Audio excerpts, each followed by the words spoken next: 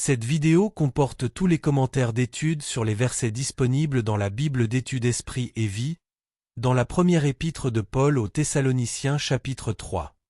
Verset 3. Tribulation. Les disciples de Christ ne doivent pas considérer les tribulations et les persécutions comme étrangères à la vie chrétienne. Premièrement, les vrais croyants qui refusent de se conformer aux principes qui régissent ce monde seront persécutés. Verset 4, voir Actes 14 verset 22, Romains 8 verset 18, 2 Timothée 3 verset 12, voir Matthieu 5 verset 10, note.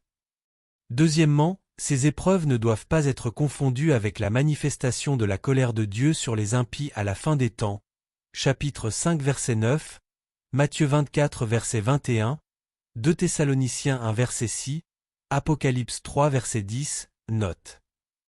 Verset 5. Le tentateur ne vous eût tenté.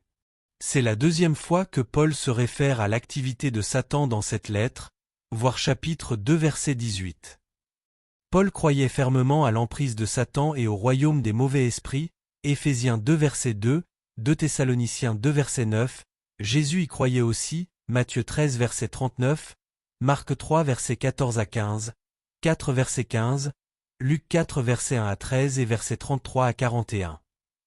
Aujourd'hui, beaucoup ne croient plus en l'existence de Satan en tant que personne. Il est rarement mentionné, dévoilé ou affronté directement dans l'Église. Le diable nous a poussé à croire qu'il n'est plus un ennemi réel qui tient les gens captifs et que nous n'avons plus besoin de chasser les mauvais esprits comme le faisaient Jésus et les croyants de l'Église primitive. Beaucoup d'églises ne ressentent plus le besoin d'affronter Satan directement par la puissance du royaume de Christ, voir Matthieu 4 verset 10, note sur Satan. Voir l'article intitulé Puissance sur Satan et les démons. Verset 13. Irréprochable dans la sainteté, lors de l'avènement de notre Seigneur Jésus. Paul priait souvent en pensant au retour de Christ, voir Philippiens 1 verset 10. Il considérait comme une tragédie que certains membres de l'Église, lors du retour du Seigneur, puissent être surpris vivants dans le péché ou dans la tiédeur. Jésus partage cette même préoccupation, Matthieu 24 versets 42 à 51, 25 versets 1 à 13. À la lumière du retour de Christ, la Bible nous encourage à être sans reproche dans la sainteté. Nous devons être de tout cœur consacrés au Seigneur et séparés de tout ce qui l'offense.